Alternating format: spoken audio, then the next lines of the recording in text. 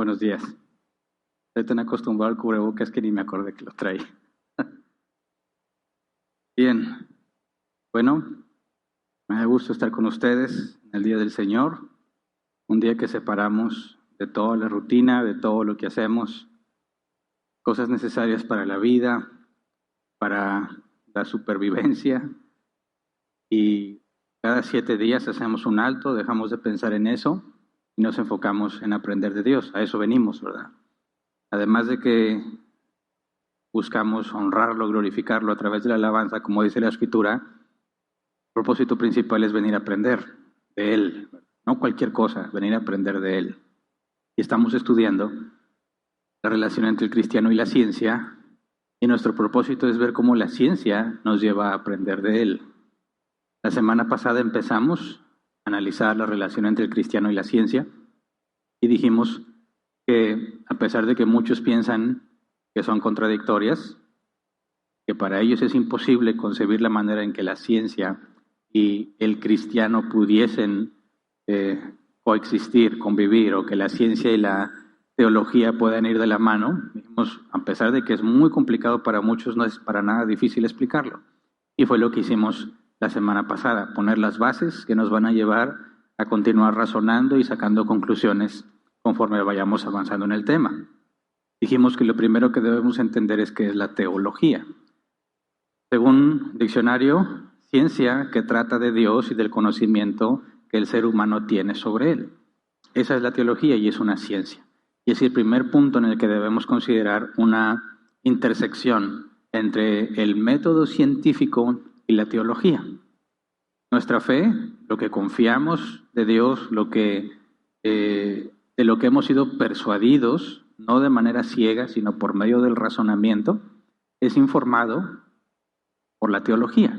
Nuestro estudio de quién es Dios, cómo es Dios, según su palabra, nos lleva a conocerlo cada vez más. De manera que se supone que todos los cristianos estudiamos de Dios, y todos los cristianos, se supone, se reúnen al menos una vez a la semana a estudiar. Y reciben enseñanza buena, mala, muy mala o buenísima de quién es Dios. Y depende mucho de la fuente de donde la obtengan.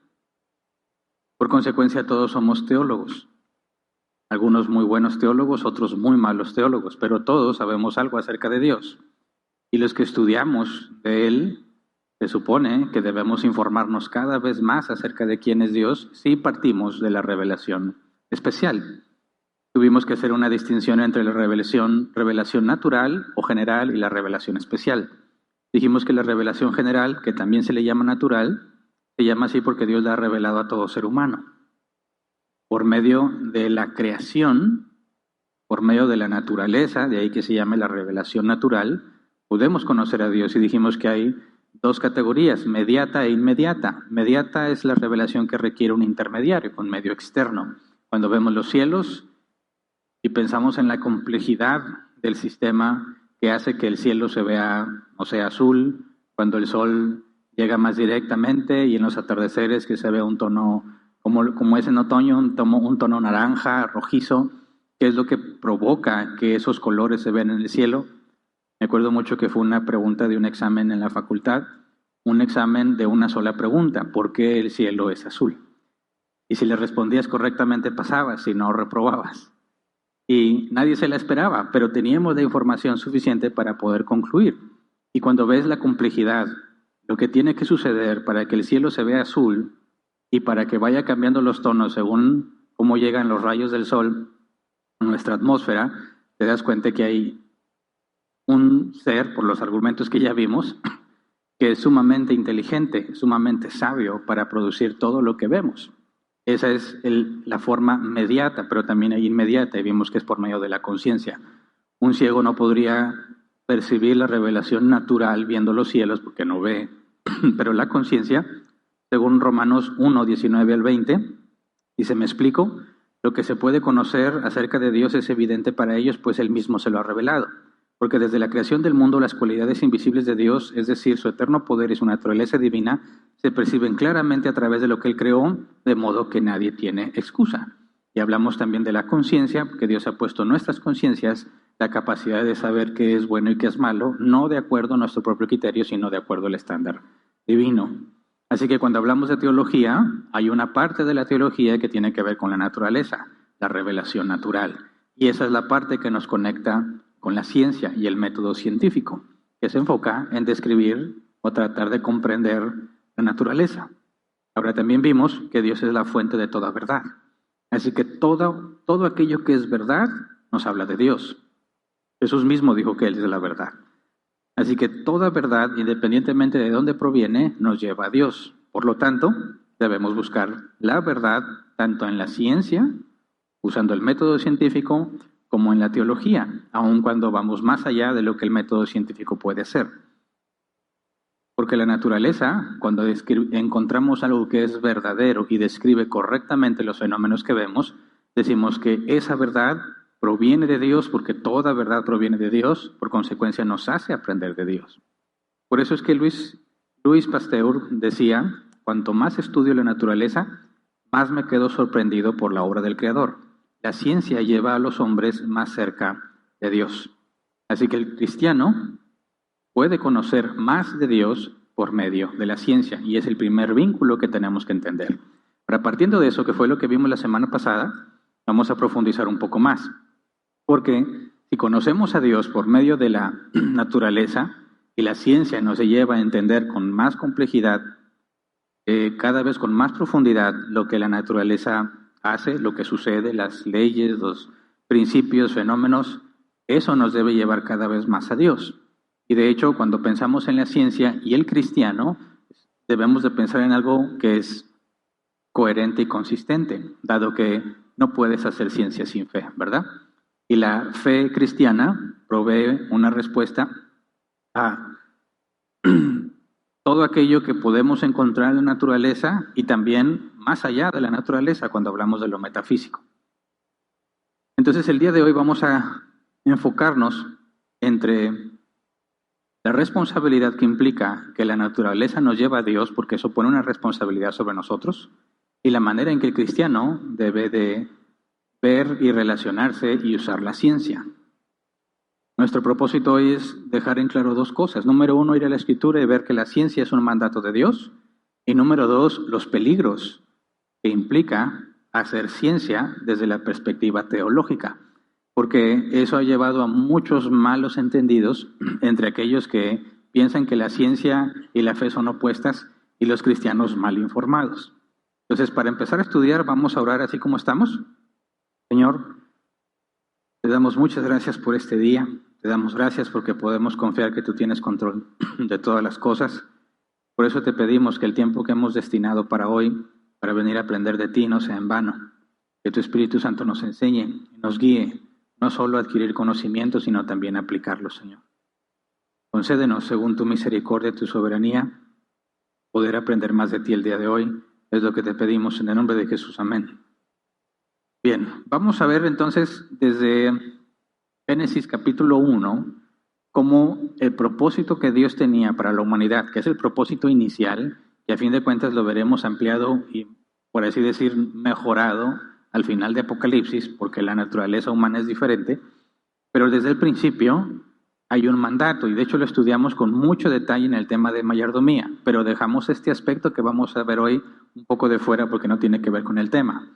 Pero si vamos a Génesis capítulo 1, versículo 26 al 28, dice, y dijo, o sea, es Dios quien está hablando, y dijo, hagamos al ser humano a nuestra imagen y semejanza, que tenga dominio sobre los peces del mar y sobre las aves del cielo, sobre los animales domésticos, sobre los animales salvajes y sobre todos los reptiles que se arrastran por el suelo. Y Dios creó al ser humano a su imagen, lo creó a imagen de Dios, hombre y mujer los creó, y los bendijo con estas palabras. Sean fructíferos y multiplíquense, llenen la tierra y sométanla, dominen a los peces del mar, a las aves del cielo y a todos los reptiles que se arrastran por el suelo. Es un mandato que hemos estudiado muchas veces en distintos temas, ¿verdad? Ahora, concentrémonos donde dice, sean fructíferos y multiplíquense, llenen la tierra y sométanla. Y luego dice, dominen sobre distintas cosas, ¿verdad? Cuando dice sean fructíferos, la palabra hebrea es literalmente dar fruto. Debemos hacer todo lo que se requiera para dar fruto. Esto implica someter y dominar la tierra. La palabra someter en hebreo se traduce como tener en sujeción, conquistar, forzar. La palabra dominen tiene que ver con el concepto de reinar, se debe traducir como reinar. Entonces, cuando dice que la tierra debe ser sometida, implica que eso es lo que se requiere para ser fructífero. Y si tú lo ves, por ejemplo, en la agricultura, la tierra por sí misma, si le provees de los elementos necesarios, luz del sol, agua, los nutrientes necesarios en la tierra, obviamente la semilla va a producir, ¿verdad? Pero no necesariamente lo que necesitas. Entonces, en la agricultura tienes que someter la tierra, prepararla, modificarla, adaptarla para que reciba la semilla y los elementos necesarios y del fruto que tú estás buscando. Un fruto que te beneficia, ¿verdad? Entonces, cuando se nos... Bueno, no, me incluyo porque somos del género humano, pero obviamente yo no estaba ahí. Cuando se nos da el mandato de dominar la tierra y someterla, porque el propósito es ser fructífero, vemos que hay que intervenir en los elementos naturales para que produzcan un fruto, ¿verdad? Ahora, Génesis 2, versículo 8 al 9. Dice, Dios el Señor plantó un jardín al oriente del Edén y allí puso al hombre que había formado. Dios el Señor hizo que creciera toda clase de árboles hermosos, los cuales daban frutos buenos y apetecibles. En medio del jardín hizo crecer el árbol de la vida y también el árbol del conocimiento del bien y del mal. Y aquí podemos ver que, aunque estaban todos los elementos de la tierra ya puestos en orden, hay un lugar en particular, el jardín al oriente del Edén. O sea, Edén es una zona más grande de donde estaba el jardín, ¿verdad? El jardín está ubicado en Edén. Y ahí Dios plantó toda clase de árboles frutales, ¿verdad? ¿Y cuál es el propósito? Adán y Eva coman de esos frutos. Es decir, Dios ya dominó la tierra para que dé fruto, para que sea fructífera en beneficio de la humanidad. Él es el que hace el primer paso, ¿verdad? Y luego Génesis 2, 15 al 17, dice, Dios el Señor tomó al hombre y lo puso en el jardín del Edén para que lo cultivara y lo cuidara. Y le dio este mandato, puedes comer de todos los árboles del jardín, pero del árbol del conocimiento del bien y del mal no deberás comer. El día que de él comas, ciertamente morirás. Entonces vemos que Dios domina la tierra, por así decirlo, la prepara para que sea fructífera en beneficio de la humanidad y luego pone a Adán a cargo de ese jardín para que lo cuide, para que lo cultive, se encargue de que siga funcionando como debe funcionar, tal como Dios lo dejó cuando se lo entregó, ¿verdad? Cuando dice que para que lo cultivara y lo cuidara, la palabra cultivara se debe traducir como trabajar o servir. Y cuidara es mantener, vigilar, preservar. Entonces fíjate la tarea de Adán. Ahí está hecho, ya está listo el jardín para que sea fructífero y se beneficie a Adán y Eva. Ahora la tarea de Adán y Eva es preservarlo, trabajarlo.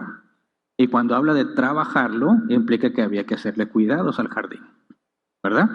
Tenía que seguir manipulando las cosas, no sé si lo iba a extender para que el jardín fuese creciendo, y tiene que estar podando, y tiene que estar cuidando, no sé cómo poder comprenderlo porque si entendemos que la muerte entró por el pecado de Adán y Eva, ¿qué podría pasar en el jardín si no lo cuidabas, verdad?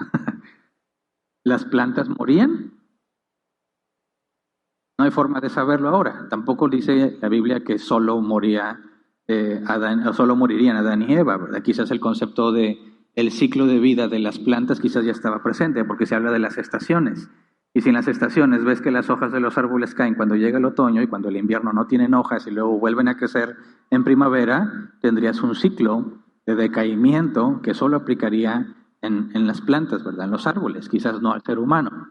El punto es que Adán tiene que estar asegurándose que el jardín tenga lo que se requiere. En pocas palabras, Adán administra el jardín, ¿verdad? Es lo que estudiamos en el tema de mayordomía. Administrar, según la Real Academia Española, ordenar, disponer, organizar, en especial la hacienda o los bienes. Ordenar, disponer, organizar. Dios le dijo, cultívalo, cuídalo, trabájalo. Entonces Adán tenía que administrar el jardín, ¿verdad? Para administrarlo, por la propia definición, se requiere ordenar y organizar, ¿verdad? Ahora, no nada más en el mandato inicial que vimos en Génesis 1, 26 al 28, no nada más era dominen sobre el Edén, sino sobre la tierra, ¿verdad? Así que Adán empieza en el jardín, administrando el jardín, pero el llamado es toda la tierra. ¿Me explico? El alcance inicial es: Adán, cuida esto que ya te di, entiende cómo funciona porque tú lo vas a administrar. Y esto mismo tiene que alcanzar a todo el planeta. Dominen la tierra, ¿verdad? Entonces, tiene que empezar con su tarea. Y eso es precisamente la primera cosa que Dios le pidió a Adán. Vamos a Génesis 2, versículos 18 al 20.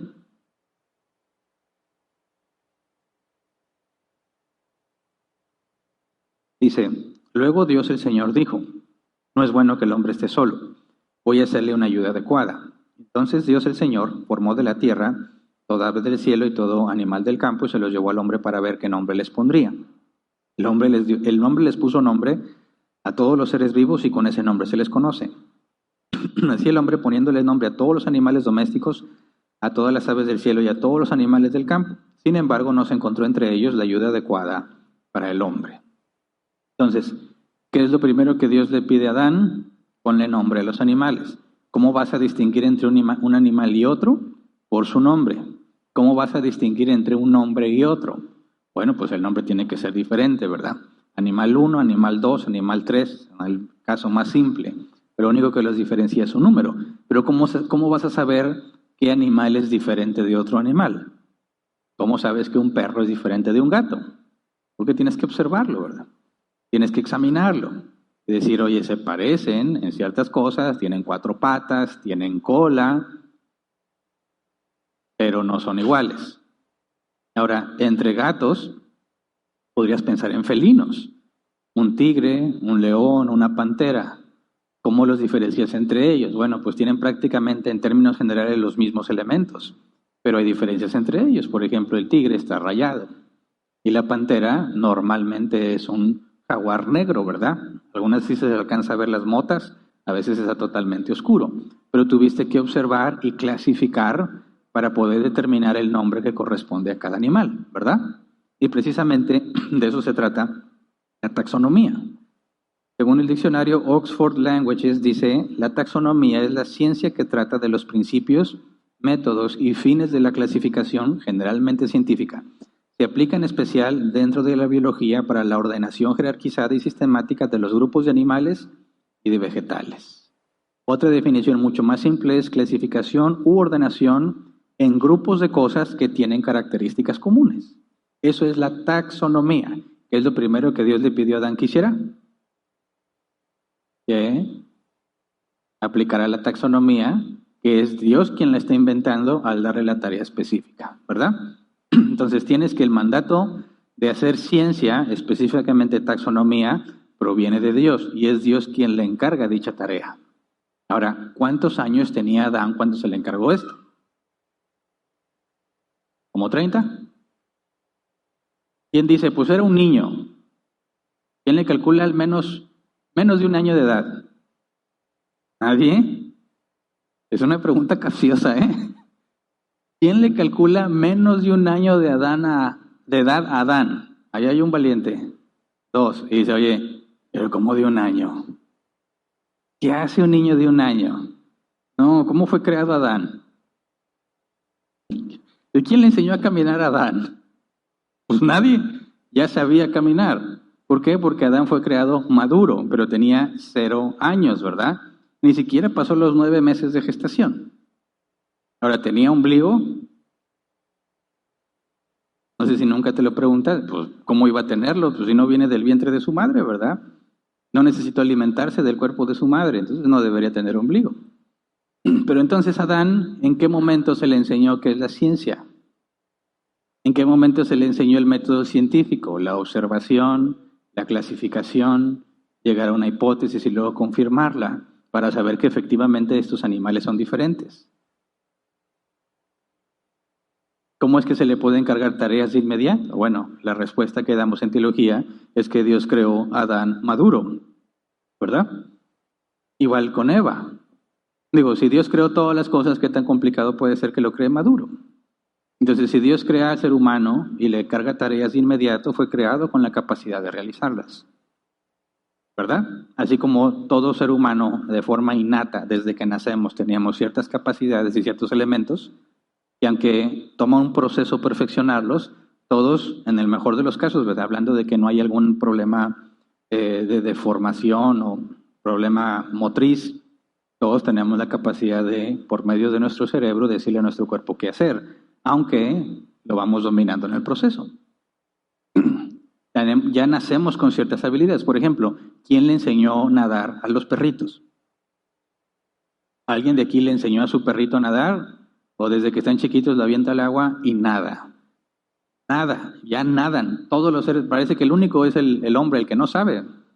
Si avientas a un animal al agua, nada y sobrevive. Pero avientas a un niño al agua y bueno, yo he visto varios videos de que los niños pueden flotar, ¿verdad?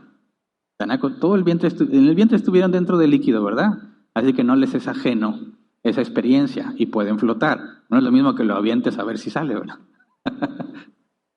Ahora, este conocimiento innato que tienen los animales para nadar, cuando vemos que a Adán se le comienza esa tarea, es algo que ya trae desde que fue creado. La capacidad de hacer ciencia es algo innato en el ser humano. ¿Me explico? Y no hay ateos en este punto, ¿verdad? No, los cristianos no pueden hacer ciencia. Adán era monoteísta, ¿verdad? No podemos decir cristiano porque todavía no había información sobre el Cristo, el Mesías. Pero sabemos que no hay un ateo aquí y dice, no, pues yo hago ciencia porque yo no creo en Dios y yo no creo que Él haya creado las cosas. No, sabe perfectamente que Él proviene de Dios y hace ciencia precisamente porque hay razón para poder pensar que va a haber orden en lugar de caos. ¿Me explico? Ahora, perdón. Si recordamos el tema de la mayordomía, y lo voy a dar por visto para no meterme en ese tiempo, porque dedicamos como 9 temas a la mayordomía. Dijimos, todos somos mayordomos, ¿verdad? Al igual que Adán fue puesto como mayordomo ahí, todos somos mayordomos de lo que se nos ha puesto en las manos. Y todos estamos llamados a organizar, clasificar, ordenar lo que tenemos con el objetivo de que sea fructífero y podamos multiplicarlo, ¿verdad? Cuando hablamos de la administración, necesariamente se requiere organizar, ordenar, disponer de las cosas que tenemos para lograr mejorar. Por consecuencia, todos los administradores, para ser buenos administradores, requieren la ciencia, porque lo que se ha puesto en nuestras manos son bienes materiales. Y bueno, también los espirituales, por ejemplo, los dones dados a los hijos de Dios para edificar la iglesia. Pero entonces, para poder pensar, ¿qué relación tiene el cristiano con la ciencia? Bueno, la ciencia es indispensable para organizar y clasificar y determinar cuáles son las maneras más eficientes de poder hacer las cosas como quieres hacerlas, según el objetivo que estás buscando.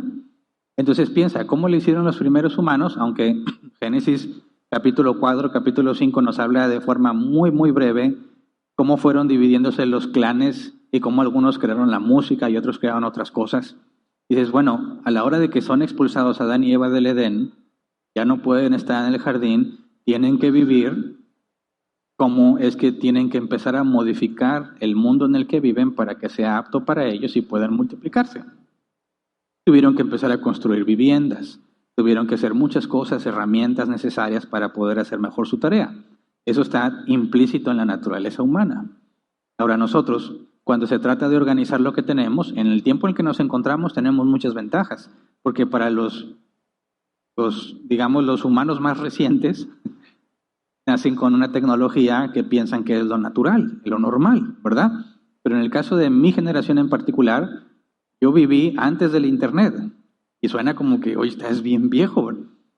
Pero no. Yo iba a la facultad y había unas 3 computadoras y la primera versión de Windows y no había Internet. A mí me conoció, sí había, pero digamos que nada más en lo militar, no en el sentido público como lo contenemos ahora. Y las primeras computadoras que tenían acceso al Internet era simplemente un chat. Y nos emocionábamos porque podríamos hablar con alguien de otra parte del mundo. Y era una sorpresa, tú no escogías con quién hablar. Tú te conectabas, te enlazaba con alguien conectado en otra parte del mundo y empezaban a platicar y ruégale a Dios que hable español, ¿verdad? Porque tú le puedes decir, ¿cómo estás? Si te pones signos raros, no, buscar a otro y buscar a otro hasta que encontraras uno que te entienda. Ahora, si tú hablabas inglés y lo sabes escribir, se te facilitaba más. Pero aún así te encontrabas con personas, no, pues igual me estaban diciendo mentiras, está a un lado mío y no, yo soy de África. Bien emocionado porque estoy hablando de África y cómo sabe español, ¿verdad? Pero bueno, nos emocionamos y hoy en día toda la tecnología que hay suena arcaico, que nos emocionáramos porque podíamos enlazarnos a hablar con otra persona en otra parte del mundo. Así que estamos tan acostumbrados a pensar en la administración en los términos modernos que se nos olvida la parte de cómo es que se domina la tierra para que pueda ser fructífera. Porque tenemos mucha tecnología a nuestro alcance, pero si retrocedes suficiente número de años y vivieras solamente en la intemperie, ¿cómo empiezas a organizar todo lo que te rodea para que sea apto para ti? Para que puedas vivir y fructificar y multiplicarte. Y tienes que empezar a conocer lo que te rodea, tienes que empezar a entender cómo funciona lo que te rodea. ¿Alguien se ha ido de camping sin tienda de campaña? ¿Dónde te duermes? ¿Cuáles son los mejores lugares para dormir? ¿Alguien se fue de camping y se durmió y resultó que estaba arriba de algún hormiguero? ¿No te ha pasado? ¿O que llueve y no tienes dónde refugiarte? Empiezas a pensar, ¿cómo modifico lo que me rodea para que no me molesten los mosquitos? Para no estar encima de un hormiguero, para que si llueve no me moje yo y todas mis cosas. Entonces tienes que empezar la manera de alterar lo que te rodea para poder hacerlo, organizarlo de manera que te facilite la vida. Bueno, cuando Dios le encarga a Adán la tarea de clasificar los animales, Adán está haciendo sus primeros pasos por extenderse más allá del jardín del Edén. Porque una cosa es cultivar y cuidar el jardín y otra cosa es hacer una clasificación de los seres vivos. ¿Para qué tiene que clasificarlos? Más adelante vamos a ver que se vuelve necesaria esa clasificación para que puedan ellos saber qué animales les benefician para sustento y cuáles no. Y después, años después, Dios clasifica entre animales puros y animales impuros, los que pueden comer y los que no pueden comer. Entonces, esa clasificación, en su sistema más sencillo y original, distinguir entre entre un animal y otro, te ayuda a mejorar tu administración. Entonces, cuando Dios le dice a Adán que haga taxonomía, por así decirlo, tiene un propósito. Por ejemplo, vamos a otra vez Génesis 2, 18 al 20. Luego Dios el Señor dijo, no es bueno que el hombre esté solo, voy a hacerle una ayuda adecuada. Entonces Dios el Señor tomó de la tierra toda ave del cielo y todo animal del campo y se los llevó al hombre para ver qué nombre les pondría. El hombre les puso nombre a todos los seres vivos y con ese nombre se les conoce. Así el hombre fue poniéndoles nombre a todos los animales domésticos, a todas las aves del cielo y a todos los animales del campo. Sin embargo, no se encontró entre ellos la ayuda adecuada para el hombre. Y la primera pregunta es, ¿qué tiene que ver el hecho de que Adán esté solo con ponerle nombre a los animales? Y es el primer propósito que vemos aquí en lo que se le encomendó. Adán va a aprender de él al examinar a los animales. ¿Qué es lo que aprendió? Está solo. Dios dice, no es bueno que el hombre esté solo. No es bueno significa, por el original, no es benéfico. No es benéfico que el hombre esté solo. Le voy a hacer ayuda idónea. Pero primero voy a hacer que se dé cuenta de que está solo. ¿Cómo se da cuenta Adán de que está solo? Viendo la naturaleza, los seres vivos. ¿Qué encontró? Que hay hembra y macho. Y de los seres vivos que encontró, hay hembra y macho. Hembra y macho. Dos del mismo tipo, pero no son iguales, ¿verdad? Y luego dijo Adán, ¿y yo? No hay otro como yo. En todos los seres vivos hay dos, hembra y macho. Pero yo estoy solo. Se dio cuenta de que estaba solo. Se dio cuenta de una necesidad que Dios ya había dicho, no es bueno que esté solo, le voy a dar ayuda, pero no se la da sin hacerlo madurar y hacerle consciente de su necesidad. Una vez que entiende su necesidad, entonces Dios provee para esa necesidad. Pero entonces, ¿de qué sirvió la taxonomía ahí? Bueno, en lo más básico y fundamental, para que Adán se diera cuenta que tiene una necesidad. Pero te revela algo más de Dios, porque dice, macho, hembra, macho, hembra, macho, hembra. Yo No hay nadie como yo. Adán fue creado con esa necesidad, ¿verdad? Cuando dice, sin embargo, no se encontró entre ellos la ayuda adecuada para el hombre, implica que la buscó, ¿verdad? No se encontró entre ellos. Es un proceso en el que Adán tuvo que llegar a conclusiones. O sea, hay alguien más como yo, porque en lo general vienen en pares, pero no se encontró ayuda para él. Luego, Génesis 2, 21 al 23. Entonces Dios el Señor hizo que el hombre cayera en un sueño profundo, y mientras éste dormía le sacó una costilla y le cerró la herida. De la costilla que le había quitado al hombre, Dios el Señor hizo una mujer y se la presentó al hombre, el cual exclamó, esta sí es hueso de mis huesos y carne de mi carne. Se llamará mujer porque del hombre fue sacada. O sea, Adán conoció por medio de la taxonomía su necesidad, número 1. Y número 2, que Dios provee para su necesidad. ¿Entiende? Porque el momento en que él sabe que no hay nadie como él, no hay solución a su necesidad. Dios lo duerme y cuando se despierta encuentra a su mujer. Y dice, esta sí es carne de mi carne y hueso de mis huesos. ¿Por qué llegó a esa conclusión? Porque vio a todos los seres vivos, ¿verdad? Yo no puedo agarrar ayuda idónea de ahí. No es de mi carne, no es como yo. Y cuando ve a su mujer dice, esta sí es como yo. Entiende además cuál es el propósito por el cual Dios le da a esa mujer. En lo más fundamental, la reproducción, que él pudo ver en los animales y que él no podría hacer por sí mismo. Entonces, cuando Dios le muestra a su mujer, hay más información en la cabeza de Adán que antes de que empezara con la taxonomía. ¿Se entiende? Entonces, además de que por medio de la ciencia podemos dominar la tierra para bendecirnos, para fructificar y multiplicarnos, también nos da conocimiento sobre cómo somos nosotros, qué nos falta, qué tenemos, qué no tenemos, y cómo Dios provee para las necesidades que tenemos. ¿Entiende? Entonces, de ahí hay muchísimas aplicaciones, en el mismo sentido de lo que Adán hizo. Por medio de la observación entendemos cómo somos nosotros o cómo estamos expuestos a algunas cosas, y luego Dios provee una solución. Y es entonces que nosotros, aplicando la solución, resolvemos el conflicto. Pero entiendes, Dios lo organizó así. Hay un orden porque hay una mente detrás de esto. El orden no viene del caos como si fuese algo natural. Entonces, después de que entiendes el problema, Dios suple y eso te lleva a la gratitud. Entonces, fíjate, Dios dice, Adán está solo, eso no es bueno, le voy a dar ayuda. Pero primero se asegura que Adán esté preparado para recibir la ayuda y que incluso conozca que Dios es proveedor de él. Adán no iba a conocer a Dios como su proveedor si primero no lo ponía a hacer ciencia.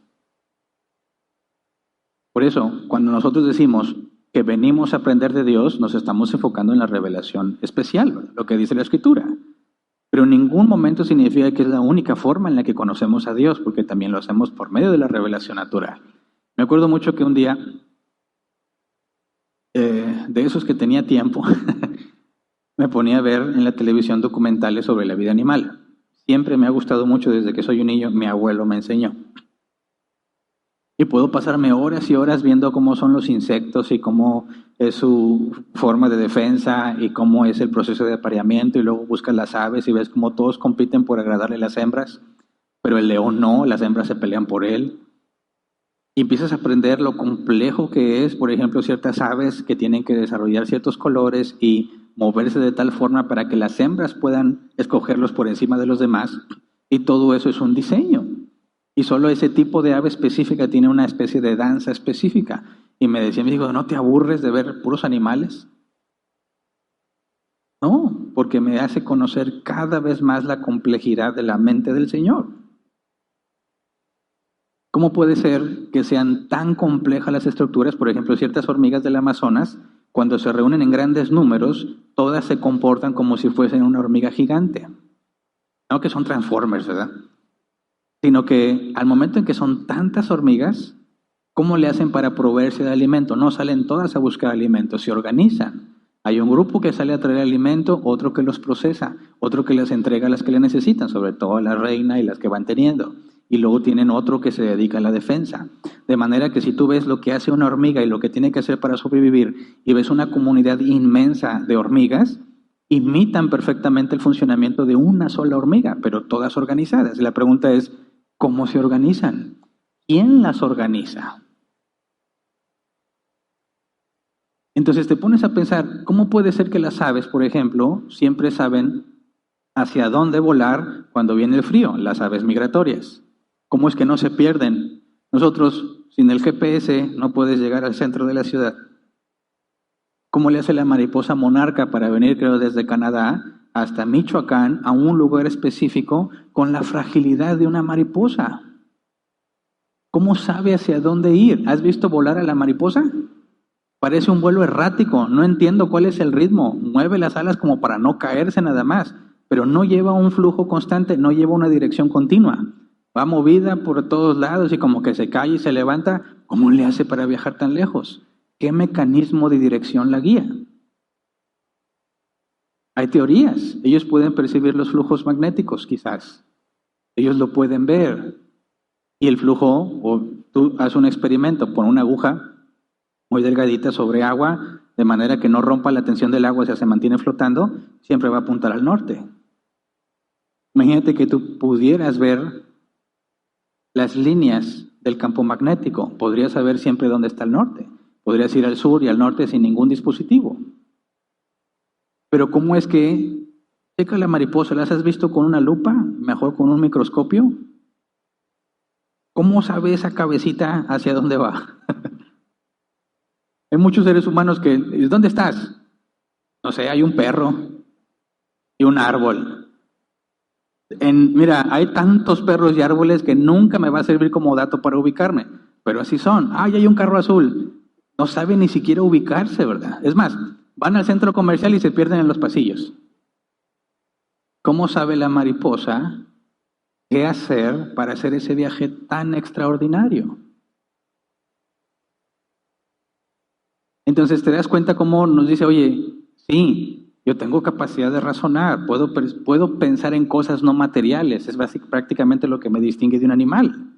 Yo puedo pensar en la ética, puedo pensar en las matemáticas, no tiene nada que ver con un objeto material, pero los animales, todos sus pensamientos están condicionados al mundo material. Pero yo no puedo hacer lo que hace la mariposa. No puedo. ¿Qué tendría que hacer yo para que lo hace la mariposa? Desarrollar un sistema. Como antes, cómo navegaban en el mar, basándose en las estrellas. Tuve que observar el cielo, ver el comportamiento, saber en qué estación del año estoy para saber qué estrellas van a estar visibles y poder guiarme por ellas. A mí me va a tomar un proceso muy complicado poder saber hacia dónde debo dirigirme, y la mariposa lo trae de nacimiento. Entonces me hace conocerme a mí y me hace conocer a Dios. Hace entender mis necesidades, todo lo que yo tengo que hacer para hacer lo que ellos hacen, cuando ellos lo hacen sin siquiera razonar como yo razono. Así que la ciencia efectivamente nos debe acercar a Dios. Y leemos de nuevo Romanos 1, 19 al 20. ¿Me explico? Lo que se puede conocer acerca de Dios es evidente para ellos, pues Él mismo se lo ha revelado. Porque desde la creación del mundo, las cualidades invisibles de Dios, es decir, su eterno poder y su naturaleza divina, se perciben claramente a través de lo que Él creó, de modo que nadie tiene excusa. Ninguno tenemos excusa, concluyes en la grandeza de Dios, ¿verdad? Entonces, como buenos administradores, necesitamos dominar la naturaleza para poder ser fructíferos. Y ahora que tenemos muchísima tecnología, parece que eso no es necesario. Naces y ya estás en una casa, y para muchos nacieron y ya está el internet y de alta velocidad, ¿verdad? Ya tienes teléfonos celulares y para ellos es natural hablar en el teléfono, viendo a la persona, aunque está en otra parte del mundo, y nosotros nada más lo veíamos en las películas del santo, ¿verdad? Santo contra Blue Demon. Ese es acá de mexicanos, ¿verdad? Quizás para los latinos. Personajes de la lucha libre. Ellos eran los buenos, los técnicos, ¿verdad? Se peleaban contra los malos. Y a mí me sorprendió y yo decía, ojalá llegue el día en que yo pueda tener el reloj del santo. Porque Santo y Blue Demon se comunicaban por su reloj. Santo llamando Blue Demon, Santo llamando Blue Demon, responde Blue. Y Blue Demon le llegaba la notificación y le respondía. Y para mí era wow, qué tecnología, y ahora es lo normal. Pero ¿cómo le hicieron para poder dominar la naturaleza y poder hacer que nos comuniquemos por un dispositivo? Tuvieron que entender cómo se propaga el sonido. ¿Qué es el sonido? Las vibraciones en un ambiente, en un medio, que llegan a nuestros oídos, son procesadas por los órganos internos y el cerebro nos las interpreta. Y aprendemos a asociar sonidos con distintos eventos. Sí, por ejemplo, cuando nosotros éramos niños y salíamos a jugar, cuando llegaba la hora de cenar, había un grito característico de mi mamá. Sin decir nombres, nada más decía, vengan a cenar, gritaba en la calle a todo lo que da, vengan a cenar. Y cada uno de los niños teníamos identificado, ¿qué fue? Fue tu mamá, y ya te ibas corriendo, ¿verdad? Identificas, pero tenía otra forma de decir, vengan para acá, y dices, ese no es la cena, ¿verdad? Eso es problemas. Entonces, en lugar de ir corriendo a la casa, ibas lo más lejos posible. ¿Cómo fue que dominamos la naturaleza, entendiendo cómo se propaga el sonido? ¿Cómo es que lo puedes almacenar en un dispositivo con unos y ceros y luego reproducirlo con un movimiento en un cartoncito que es en esencia una bocina en su más básica construcción? Ese cartoncito vibra y lo propaga por el aire para que te llegue el sonido, pero todos son unos y ceros. Que alguien tuvo que entenderlo, saber explicarlo, dominarlo para reproducirlo en beneficio de la humanidad. Entonces, si queremos administrar, necesariamente requerimos la ciencia y de todo tipo de ciencias. De ciencias exactas que tienen que ver con matemáticas, desde ciencias naturales, ciencias sociales, etcétera, etcétera, para poder organizar todo lo que tenemos. Es decir, que es imposible que el ser humano, desde su creación, pueda vivir sin la ciencia. Se requiere.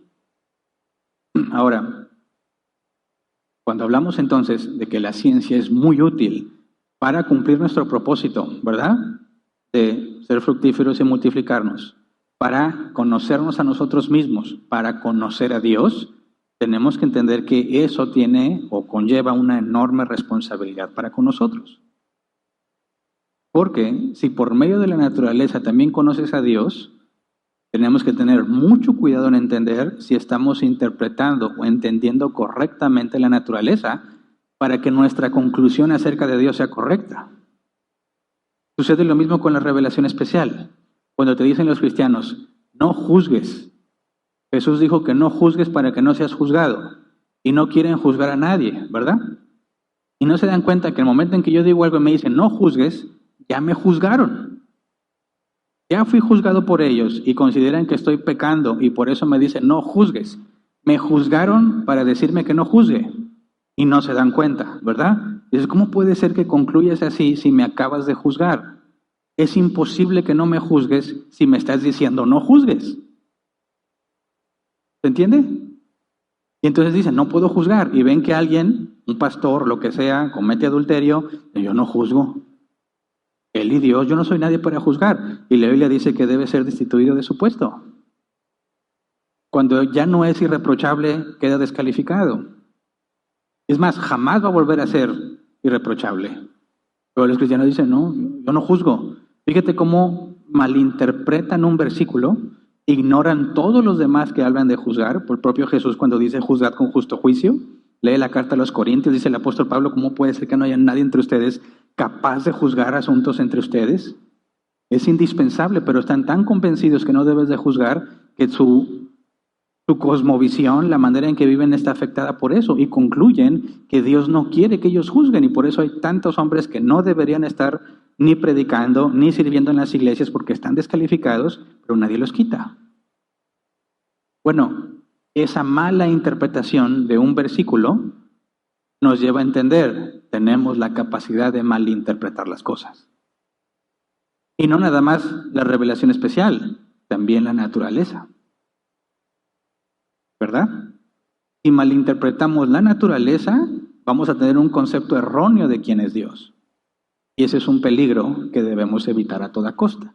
Pero eso nos debe llevar a la humildad, y ese es el punto en que, creo yo, los cristianos debemos tener muy claro a la hora que estamos hablando con alguien que es materialista y nos acusa de que nuestra fe la ponemos por encima de la evidencia. Y por eso quiero que veamos un caso que es un clásico con el que tratan de desacreditar a la fe cristiana, pero antes de eso quisiera primero ver que la ciencia ni la teología, decimos, para la teología necesitamos el razonamiento, ¿verdad? Ya lo hemos demostrado en temas anteriores. Tienes que razonar y la lógica no puede ser ignorada. La ley de la no contradicción tiene que aplicar a cualquier cosa, porque si algo se contradice no puede ser verdadero, y eso es aplicable tanto a la revelación especial. Por eso decimos, la Biblia no se contradice, y si se contradice entonces tendríamos que desechar la Biblia.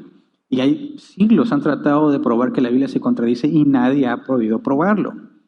Una contradicción es decir que algo es y no es al mismo tiempo, en el mismo sentido. ¿Hay aparentes contradicciones en la Biblia? Sí, son aparentes. Cuando las analizas con más detalle te das cuenta que no hay contradicción. Pero lo mismo debe aplicar a la ciencia también. Porque luego los científicos se sienten fuera del control de la lógica y pueden decir cosas contradictorias en sí mismas y pensar que son verdaderas. Y por eso quiero darte un ejemplo. Es fácil mostrar cómo se nos acusa a los cristianos que confiamos en la Escritura de que hay contradicciones, pero casi nadie se pone a pensar en las contradicciones en la ciencia. Y hay muchos ejemplos, pero quiero hablar de uno que normalmente es muy mencionado por ahora los materialistas o los ateos. Y quisiera que estuviéramos informados, al menos en lo más general, de cómo proceder en ese caso. Por ejemplo, ¿alguien ha escuchado sobre la mecánica cuántica? Levante su mano los que sí han escuchado sobre mecánica cuántica. Mínimo, si viste Avengers Endgame, muy pocos, ok. Bueno, la relatividad general, ¿quién ha escuchado sobre la teoría de relatividad general? También en Endgame salió un poquito. Bueno, lo voy a explicar a grandes rasgos para que se entienda el problema. La teoría de la relatividad general de Einstein explica las leyes que gobiernan los objetos grandes. La mecánica cuántica explica las leyes que aplican a los objetos muy pequeños a nivel de átomos. Y resulta que las leyes de la relatividad general para los objetos enormes no aplican para los objetos muy pequeños. En la mecánica cuántica hay leyes que son contradictorias a la relatividad general. No aplican a la relatividad general. Nosotros podemos analizar el sistema solar y entender por qué Júpiter es una protección para nosotros, porque Júpiter tiene una masa tan grande que atrae mucho más que cualquier otro planeta en el sistema solar. Y por la posición que tiene Júpiter, cuando llegan objetos como meteoritos y piedras ahí, les llaman vagabundos, Júpiter sirve como un imán y por su enorme masa tiene mucha gravedad y atrae a los asteroides y no nos llegan a nosotros gracias a Júpiter. Mientras más masa, mayor es el efecto de gravedad. Pero cuando te vas a lo microscópico, a las partículas atómicas, ahí no aplica. Y hay una serie de leyes completamente diferentes. Se contradice la relatividad general y la mecánica cuántica. Y quiero ponerte un ejemplo. ¿Alguien ha escuchado sobre el experimento del guante de Einstein? Levante la mano. ¿No? ¿Uno? Oigan, hay que leer más de eso, ¿verdad? Fíjate ese experimento. Tienes un par de guantes, mano derecha, no, mano izquierda, mano derecha. Si estuviera al revés, sí, ¿verdad? Mano derecha, mano izquierda. Este es un experimento. Pones el guante de la mano izquierda en una maleta, el guante de la mano derecha en otra maleta. Una de las maletas, sin saber cuál, tomas una maleta y la mandas a un país lejano. Cuando la maleta llegue a ese país lejano y la abras, ¿qué guante va a tener? Esa es la pregunta. ¿Qué guante va a estar en la caja que llegó al país lejano cuando la abras? Y bueno, ¿cómo resolvemos ese problema? ¿Puedo adivinar cuál guante va a ser? No. Esto es ciencia, no magia, ¿verdad? Pero digamos, a ver, en términos generales, ¿qué guante va a ser? Pues depende. En términos generales, si abro la caja que está aquí, no la que viajó, la que está aquí y es el guante derecho, por consecuencia, ¿cuál está allá? El izquierdo. Y si abro la caja que está aquí y es el guante izquierdo, allá va a estar el derecho. Pero puedo decir entonces con certeza que si el guante derecho se quedó aquí, el guante izquierdo siempre estuvo en esa caja, ¿verdad? En la que viajó. Y no te diste cuenta hasta que le abriste. Pero esa maleta siempre tuvo el guante izquierdo. Suena lógico, ¿verdad? Digamos que esa es la teoría de la relatividad general a grandes rasgos. Ahora, ¿qué dice la mecánica cuántica? ¿Cuál es la respuesta que da la mecánica cuántica a ese problema? Dice, bueno, en la maleta que está allá están los dos guantes al mismo tiempo. Y en la maleta que se quedó aquí están los dos guantes al mismo tiempo. Y hasta que abras una maleta, se decide cuál está en cuál. ¿Se entiende? Por ejemplo, están las dos maletas, llega una allá. Dice, no está el izquierdo o el derecho, está cualquiera de los dos. Y aquí, cualquiera de los dos. En cuanto abra la de aquí y es el derecho, en automático, de forma instantánea, hace que el de allá sea el izquierdo. Pero nunca estuvo el izquierdo ahí, estaba cualquiera de los dos. ¿Se entiende? Según la mecánica cuántica, las cosas no son reales hasta que las ves. Al momento en que alguien las ve, entonces sucede algo.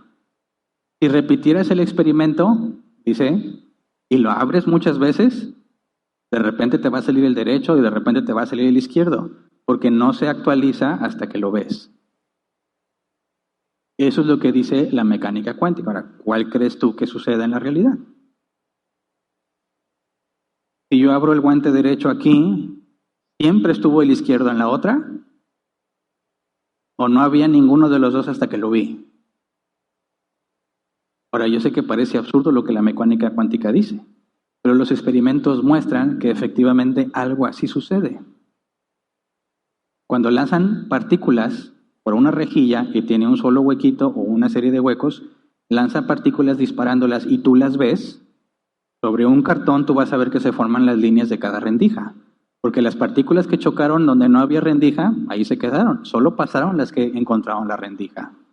Pero si tú no lo ves y haces el experimento, se comporta de distinta manera, se llena de rendijas, porque la partícula se comporta como si fuera una onda. Y no quiero ser muy técnico aquí, pero lo que quiero explicar es que cuando ves que se forman las líneas es si lo estás viendo. Si no lo estás viendo, se comporta de otra manera. Le dicen, ya ves, no es una cosa ni la otra, sino las dos al mismo tiempo, y hasta que la ves, se convierte en una. ¿Se entiende más o menos el problema? Ahora, ¿qué decimos a eso? A ver, con lo que estudiamos en el tema pasado y lo que estudiamos sobre la ley de la no contradicción, ¿puede algo ser y no ser al mismo tiempo y en el mismo sentido? No. Pero si me dicen los de la mecánica cuántica, sí, es el derecho y el izquierdo al mismo tiempo, pero hasta que lo veas va a escoger uno. Hay ciertos problemas con la lógica ya, ¿verdad? Me estás diciendo también que el guante derecho está aquí, pero también está allá, al mismo tiempo y en el mismo sentido. Eso no puede ser. Sin embargo, afirman que es verdad, porque eso es lo que aparentemente arrojan los experimentos. Es aquí donde tenemos que llegar a conclusiones. A ver, si la teoría de la relatividad general es cierta y la teoría de la mecánica cuántica también es cierta, no puede haber contradicción entre ellas, ¿verdad? Porque si hay contradicción entre ellas y ambas son verdad, no tiene sentido, es ilógico, es absurdo, incoherente. Sin embargo, muchos científicos aseguran que hay algo que está aquí y no está aquí al mismo tiempo y al mismo sentido, en el mismo sentido, lo cual es absurdo. Pero lo que quiero probar es que la relatividad general y la mecánica cuántica hay puntos en los que se contradicen. ¿Qué significa? ¿Entonces las cosas que se contradicen son verdaderas? No, significa que no lo hemos entendido bien. ¿Se entiende? No que la ley de no contradicción no aplica en la mecánica cuántica, no. Significa que no hemos comprendido bien la mecánica cuántica o la teoría de la relatividad general.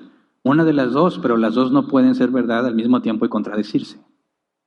Ese mismo principio lo aplicamos en la revelación general y en la revelación natural. Tienen que concordar.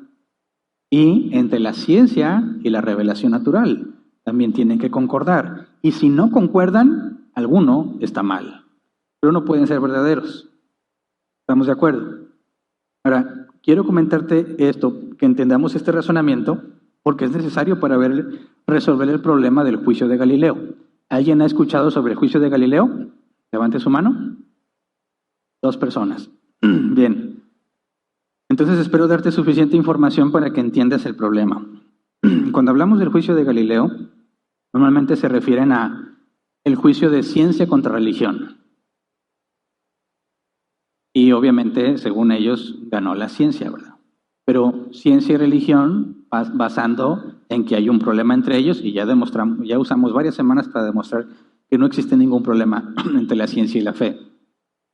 Quien lo piensa así es porque no entiende la fe, ¿verdad?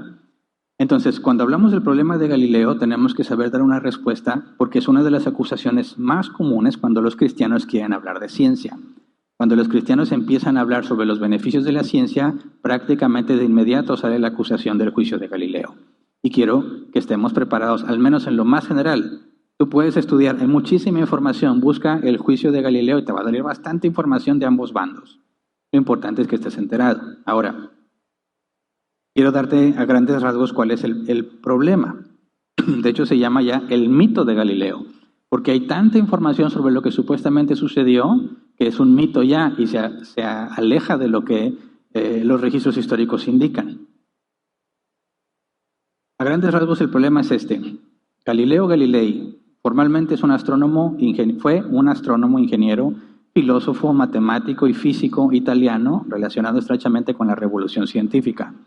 Eminente hombre del Renacimiento, mostró interés por casi todas las ciencias y artes. Creyente. Aunque algunos dicen, no, es que lo obligaban a creer. Las declaraciones de Galileo hacen pensar que él era creyente, monoteísta, obviamente. Ahora, cuando muchos mencionan sobre el juicio de Galileo, tratan de desacreditar al cristianismo por lo que sucedió supuestamente en ese juicio. Galileo fue llevado a juicio en 2 ocasiones, la primera en 1616 y la segunda en 1633. Fue acusado por herejía, dado que apoyaba la teoría de Copérnico. Para entender cuál es la teoría de Copérnico, quiero hablarle de dos sistemas con las que se interpretaba el universo. El geocéntrico y el heliocéntrico. Y se deben de acordar de esto desde la secundaria que lo vieron. Pero ya fue tanto tiempo de la secundaria que ya nadie se acuerda. Pero en la secundaria lo vimos, en el peor de los casos en la prepa, los que estudiaron la prepa. Pero ahí se nos planteó el problema. Muy seguramente todos lo vimos en la secundaria. El sistema geocéntrico es el centro del universo, es la Tierra. Todo gira alrededor de la Tierra. El sistema heliocéntrico es la Tierra no es el centro. De hecho, la Tierra gira alrededor del Sol. ¿Ok? Galileo fue acusado de herejía por apoyar el sistema heliocéntrico, que era el método de Copérnico. Copérnico fue el primero que contradijo a Claudio Ptolomeo. Claudio Ptolomeo es el que formalizó, que era mucho más atrás todavía de Claudio Ptolomeo, pero él fue el que formalizó el sistema que explicaba y demostraba científicamente, o sea, con evidencia empírica, que efectivamente la Tierra era el centro del universo. Entonces Galileo, cuando se le encontró que enseñaba que el sistema de Ptolomeo geocéntrico era falso, basado en los estudios de Copérnico, que fue el primero que contradijo al sistema geocéntrico, lo acusan de hereje porque contradice a la Biblia. Y ahí es donde surge el conflicto. ¿Cómo es que un científico es acusado de hereje por contradecir la Biblia? ¿Qué cosa tiene una con la otra? Y es lo primero que tenemos que saber explicar. No hay conflicto entre la fe y la ciencia, es lo que hemos venido estudiando, ¿verdad? ¿Puede ser que la ciencia contradiga la Escritura? Sí, ¿y eso sería un problema? Para nosotros sí, porque la revelación general y la revelación especial no pueden contradecirse. ¿Me explico? ¿Por qué fue acusado de hereje Galileo? Porque contradecía la Biblia al apoyar la idea de que la Tierra no es el centro del universo. La primera vez que fue llamado a juicio, lo advirtieron, amenazas de tortura si no se retractaba, y se retractó. Se comprometió en que ya no iba a enseñar nada de eso. Luego, en 1633, lo vuelven a llamar a juicio porque Galileo siguió estudiando y escribiendo sobre el tema. En el segundo juicio, Galileo negó que mantuviera la creencia del punto de vista de Copérnico, o sea, que la Tierra no es el centro, pero continuó escribiendo sobre el tema y mencionaba que la evidencia que produciera más con la finalidad de tener una discusión, no que realmente lo creyera. Pero la Iglesia Católica Romana, por medio de la Inquisición, que fue lo que hizo que fuese llevado a juicio 2 veces, ya no le quiso creer y declaró lo siguiente. El 22 de junio de 1633, la Iglesia Católica Romana dictó la siguiente orden. Voy a leerlo textual. Declaramos, juzgamos que tú, el dicho Galileo, te has hecho sospechar vehementemente por este santo oficio de herejía, es decir, de haber creído y mantenido la doctrina que es falsa y contraria a las santas y divinas escrituras, de que el sol es el centro del mundo y que no se mueve de este a oeste y que la tierra se mueve y no es el centro del mundo. Por eso fue condenado a arresto domiciliario hasta que murió. Pero él siguió estudiando. Entonces, fíjate, dicen, a ver, la Iglesia dice, ¿cómo te atreves a decir que la Tierra no es el centro del universo? Como insistes en decir que la Tierra no es el centro, te condenamos como hereje y vas a vivir encarcelado en tu casa hasta que te mueras. ¿Quién tenía la razón? ¿Galileo o la Iglesia Católica Romana? La razón la tenía Galileo.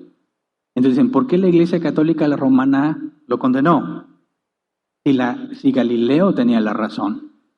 Porque contradijo la Escritura. ¿Dónde dice la Escritura que la Tierra es el centro del universo? O lo contrario. ¿Dónde dice? Bueno, no lo dice literalmente, pero lo deduces, según ellos. Entonces dicen, ¿ya ves? ¿Qué hacen los hombres de fe cuando un hombre de ciencia les demuestra que están mal? ¿Qué hacen? Según el juicio de Galileo, si no te apegas a lo que la Biblia dice, te condenamos. De manera que, según ellos, los que somos de fe, estamos dispuestos a negar la evidencia con tal de creer lo que queremos creer. ¿Se entiende el problema? Siempre que se menciona Galileo Galilei y su juicio es para decir que los creyentes tienen la mente cerrada. Y que si hubiesen dejado que Galileo continuara con sus estudios, quizás seríamos mucho más avanzados de lo que somos, aunque continuó con sus estudios, pero no con la libertad que pudo haber tenido. Ahora, se nos acusa, ustedes los cristianos son iguales. Si ustedes tuvieran control de las decisiones científicas, no avanzaríamos. Eso lo ves en programas de televisión, en caricaturas, en todos lados. Dicen, si la Iglesia tuviera el control de la ciencia, no tendríamos los avances que tenemos ahora. ¿Por qué? Porque seguirían pensando que según la Biblia, la Tierra es el centro del universo. Ahora, ¿es cierto? ¿Cómo decimos, oye, qué pasó ahí? Algunos dicen, pues es la Iglesia Católica Romana, allá ellos.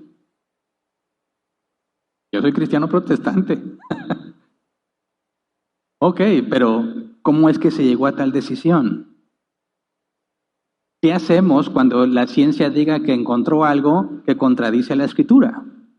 ¿Cuál va a ser nuestra posición? ¿Vamos a hacer lo mismo? No, si no viene en la Biblia es falso. ¿Cuál es el proceder correcto?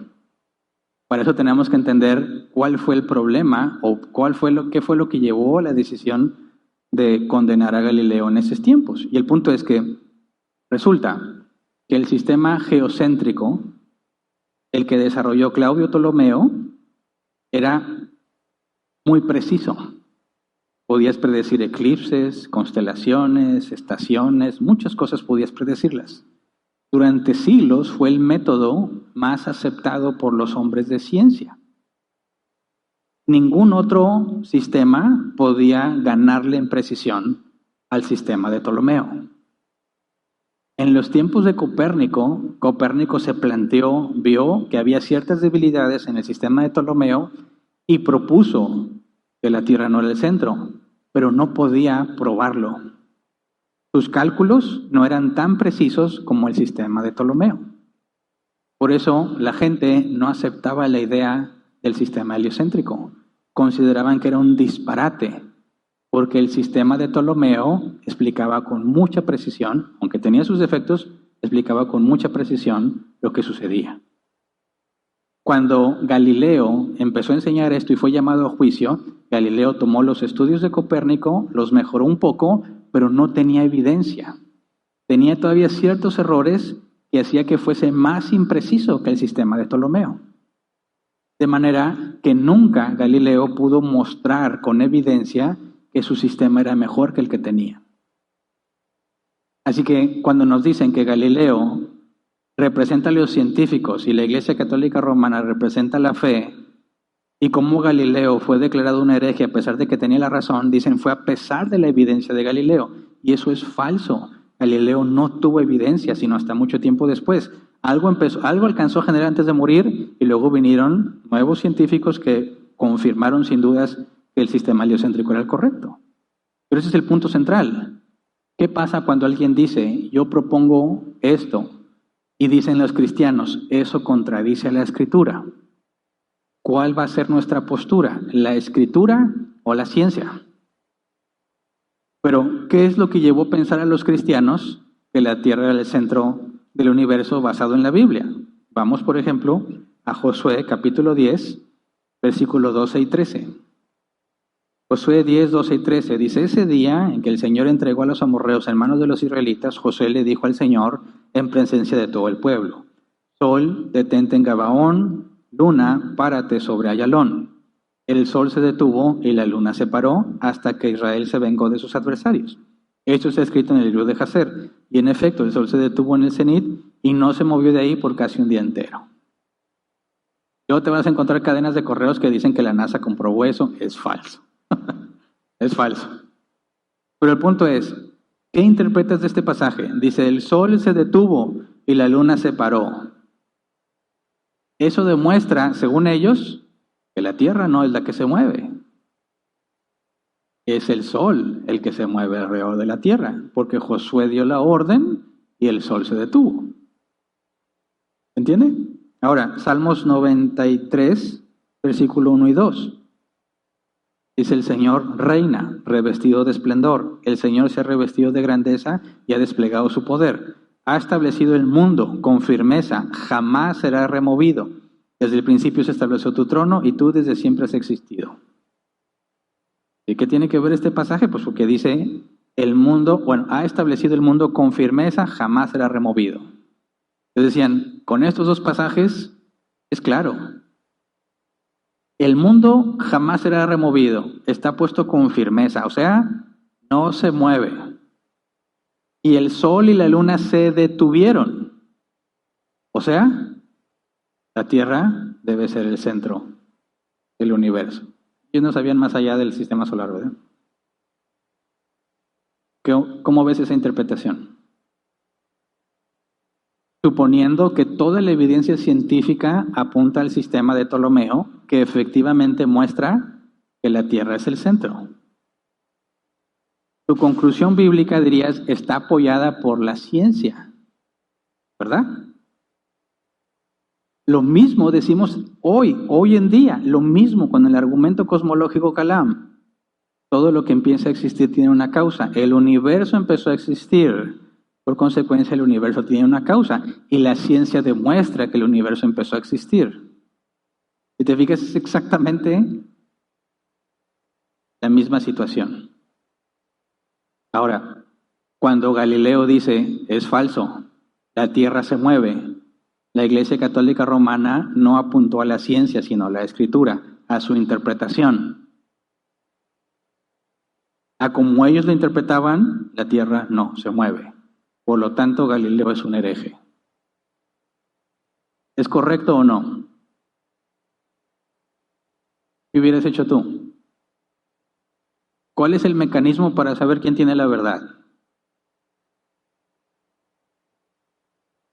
A ver, resuélvelo. Tienes a Galileo y tú tienes que tomar la decisión.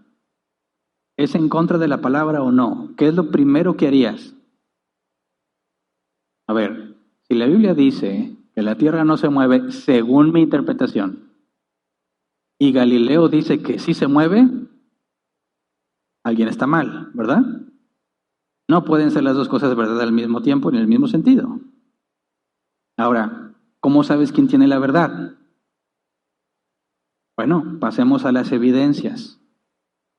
A ver, ¿qué evidencias tenemos de que la Tierra es el centro del universo? En aquel entonces dirían lo mejor de la ciencia. Ningún modelo ha podido derrotar al sistema de Ptolomeo. Todos los datos indican que la Tierra es el centro. Ok, Galileo, ¿cuál es tu evidencia? Ah, pues no tengo. Entonces, ¿por qué dices que la Tierra se mueve? Porque yo creo que es la mejor manera de explicarlo. A ver, haz unos ejercicios, dime números para compararlos contra el sistema de Ptolomeo. Y sus números eran más inexactos que el de Ptolomeo. Así que, ¿cuál sería tu conclusión? Dirías, la Tierra es el centro del universo, porque es lo que la ciencia hasta ahora indica. ¿Se entiende? Pero basándote en la evidencia, no en fe ciega, como supuestamente sucedió en el juicio de Galileo. Si Galileo hubiera presentado la evidencia, las cosas hubieran sido distintas, porque si lees con más detalle, hay algunas cartas de personajes importantes en la Iglesia Católica Romana que advirtieron que si Galileo presentaba pruebas, tendrían que cuestionarse de su interpretación bíblica. Pero Galileo no pudo mostrar pruebas porque no las tenía. Así que, ¿fue correcta la condenación o no? Si tú estuvieras en ese tiempo, ¿lo hubieras condenado o no? Dirías, por supuesto que sí, porque Galileo no tiene evidencias. Pero cuando salgan las evidencias y contradice la Escritura, ¿qué vamos a hacer? Si somos honestos, tendríamos que replantearnos la manera en que interpretamos la Escritura. Pero no porque le tengamos miedo a la ciencia, sino porque la revelación natural no puede contradecir a la especial. ¿Se entiende? Porque toda verdad proviene de Dios. Si la ciencia muestra que efectivamente estamos interpretando mal, tendríamos que decir, tenemos que replantearnos. Ahora, ¿cómo interpretamos el pasaje de Josué? Bueno, entonces, ¿cómo interpretas el pasaje de Josué si dice que el sol se detuvo y la luna se paró? Pues por supuesto que eso es lo que sucedió a los ojos del espectador. Checa el pronóstico del clima. Dice salida del sol y puesta del sol, ¿verdad? Ah, entonces están diciendo que el sol sale. No, el sol no sale, ¿verdad? El sol está ahí. Bueno, no hay nada en reposo para empezar. Todo el sistema solar se está moviendo. Pero desde nuestra perspectiva, el sol sale y el sol se mete. Pero no es el sol el que se está moviendo, es la Tierra la que está girando sobre su propio eje. Pero entonces, ¿cómo deberían de ponerlos del pronóstico del tiempo? ¿Salida del sol según la aparente rotación sobre su propio eje de la Tierra? Salida del sol, puesta del sol, ¿se entiende? Desde mi perspectiva como espectador, eso es lo que veo. ¿Hay un problema en lo que dijo Josué con la información científica que tenemos? No, porque lo está describiendo desde su perspectiva. El error fue pensar que está hablando en términos absolutos, pero lo hicieron pensando en lo que la ciencia decía. Esa misma situación la tenemos hoy en día. Cuando hablamos sobre lo que la ciencia dice e interpretamos la Escritura, decimos, ¿concuerdan? Tenemos que reconocer, ojo, la ciencia siempre cambia. Siempre va a haber nuevos descubrimientos científicos.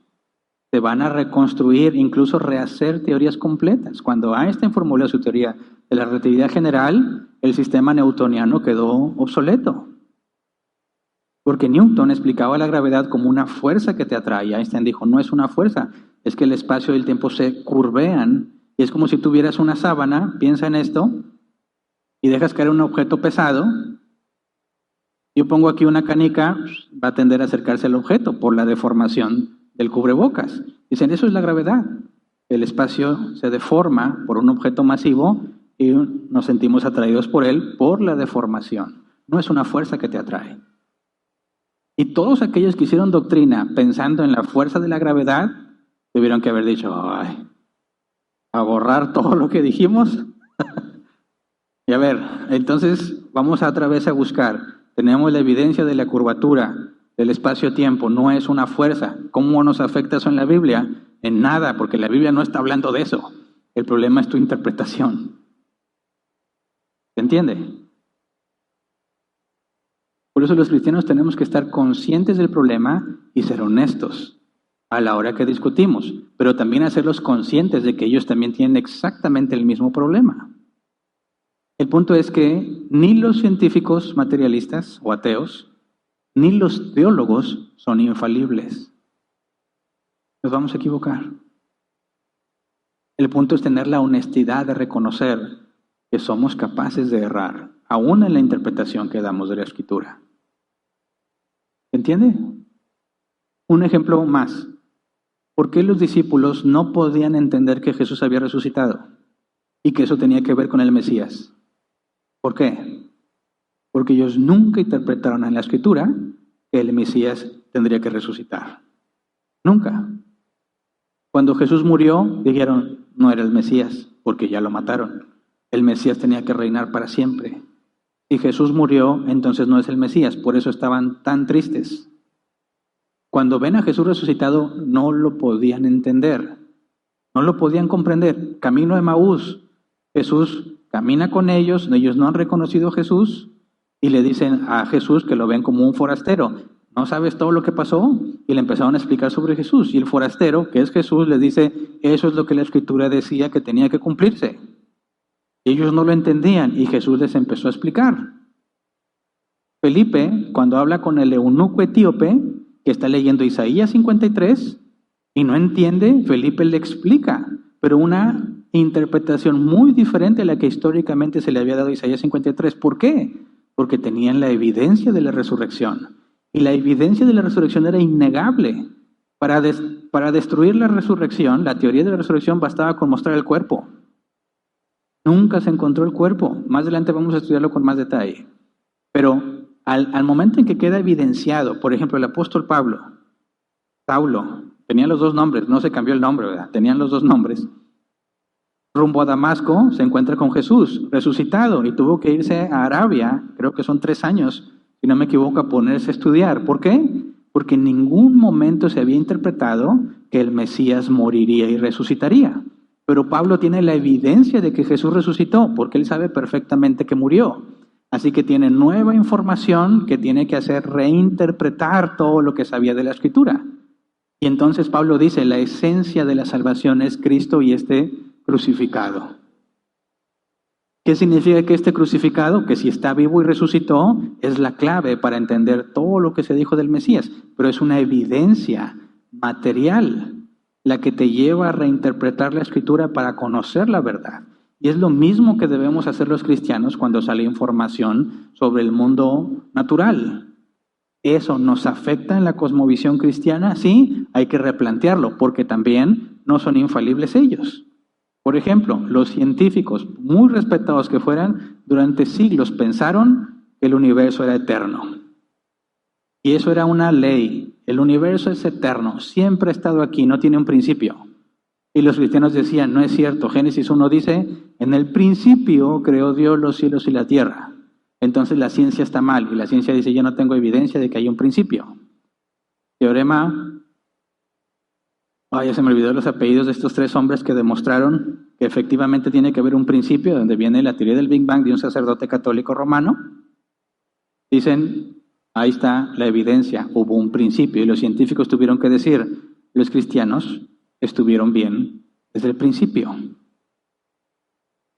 Hay que adecuar la ciencia a esta nueva realidad. Así que de ambos lados va a pasar. Llegará el momento en que la ciencia corrija la teología y momentos en los que la teología corrija la ciencia. Pero los dos somos falibles. Los dos necesitamos la humildad de reconocer que hay que examinar primero la evidencia para poder llegar a una conclusión. Y si lo mejor del conocimiento que tenemos indica que estamos interpretando mal, no debemos tener problema alguno en reinterpretar para ajustarnos a la verdad, porque toda verdad proviene de Dios. ¿Se entiende? Entonces, el cristiano y la ciencia, aunque sea corregida la teología en la revelación especial, cómo la interpretamos no es un conflicto para nosotros. Es una ayuda para hacer las adecuaciones necesarias. Entonces, ¿qué más van a encontrar en la mecánica cuántica? No lo sabemos. Pero si sale a la luz verdad comprobable, no tenemos por qué tener miedo. Simplemente ajustaremos nuestra interpretación para mantener la coherencia y la consistencia entre la revelación especial y la revelación natural. ¿Entiende? Vamos a ponernos de pie y vamos a orar.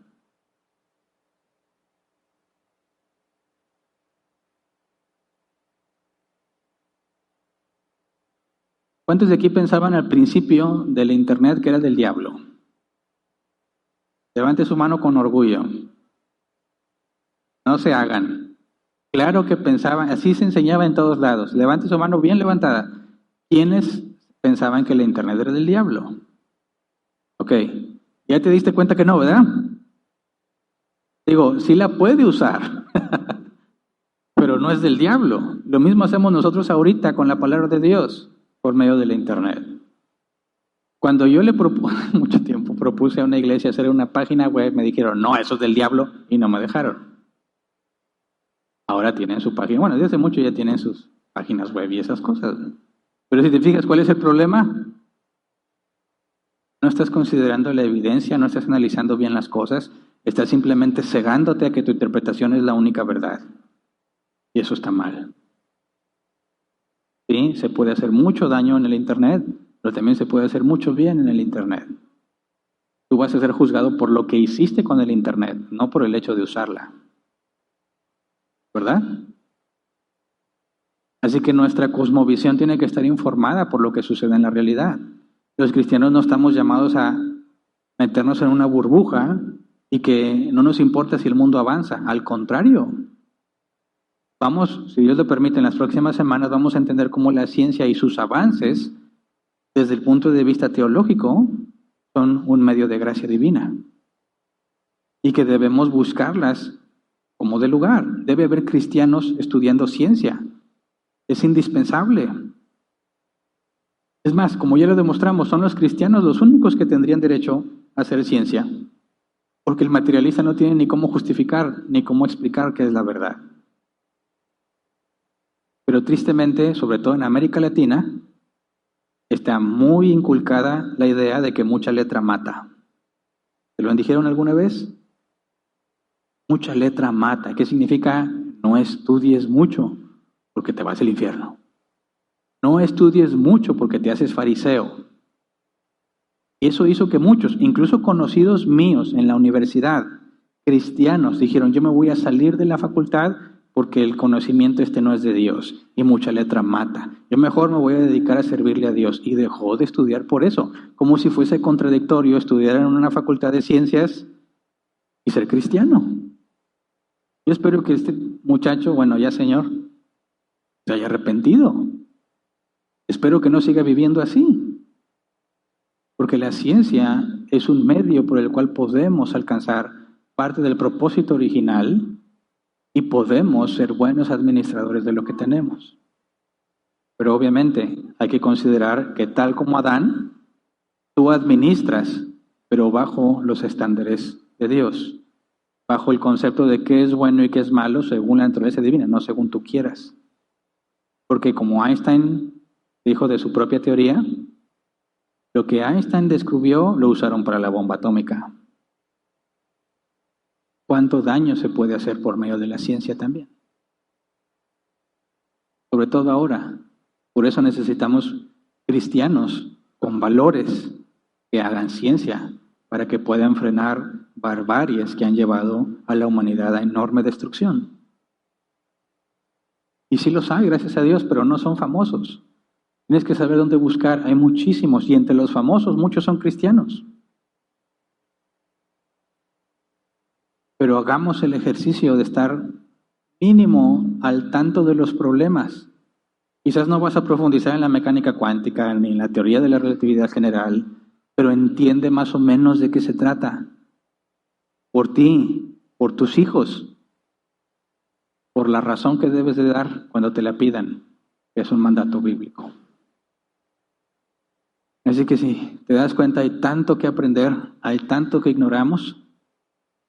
Dios nos ayude. Pero como cristianos estamos llamados a aprender todas las verdades que podamos en todos los ámbitos de la vida, porque toda verdad nos lleva a Dios. Así que vamos a orar. Señor, reconocemos que estamos muy limitados, Señor. Aún lo más avanzado de la ciencia tiene serias limitaciones. Hay tantas cosas que no comprendemos, Señor. Pero concédenos tener una conciencia limpia. Quizás hoy mismo estamos limitados en lo que estamos diciendo, en lo que estamos estudiando, y se revelará nueva información que nos lleve a replantearnos la manera en que estamos interpretando tu revelación especial. Pero ayúdanos a ser honestos, a estar preparados para entender que los cambios son necesarios y nos llevan a la verdad. Que si nos llevan a la verdad, no importa de dónde proviene esa verdad, nos lleva a ti. Queremos, Señor, la verdad. No queremos sentirnos simplemente confiados porque nuestra interpretación es la que más nos gusta, sino queremos ser honestos a la hora que interpretamos la Escritura para llevar a donde la evidencia, a donde el razonamiento nos lleve. No queremos estar atados a sistemas de interpretación que hemos recibido por herencia o porque así se nos enseñó.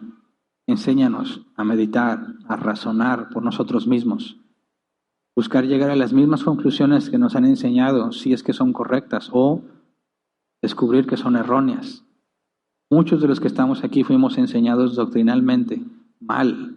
Nos dieron doctrina, en algunos casos, muy, muy errada, hasta diabólica.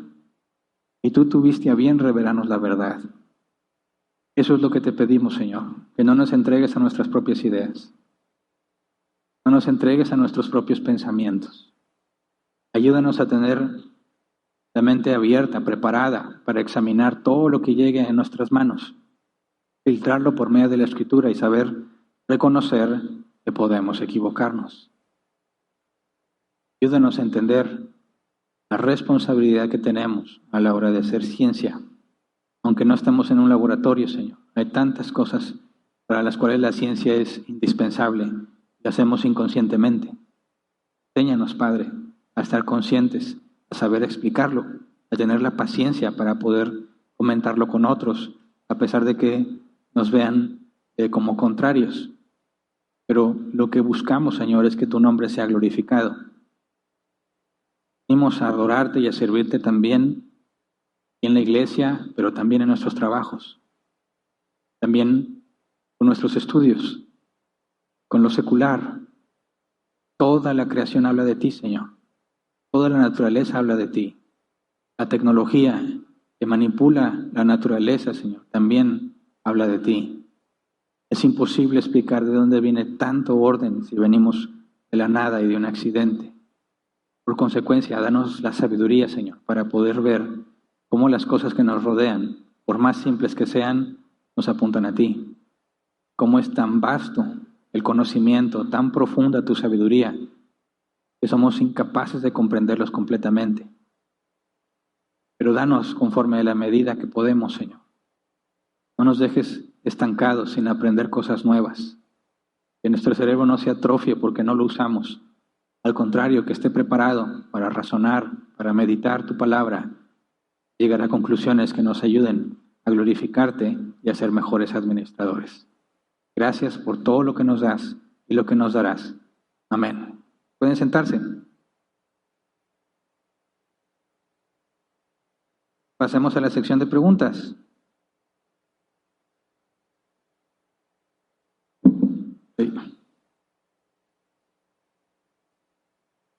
Tenemos 15 minutos para responder. Está el código en pantalla para que te registres al grupo de WhatsApp. Puedes hacer tu pregunta, las leo conforme vayan llegando.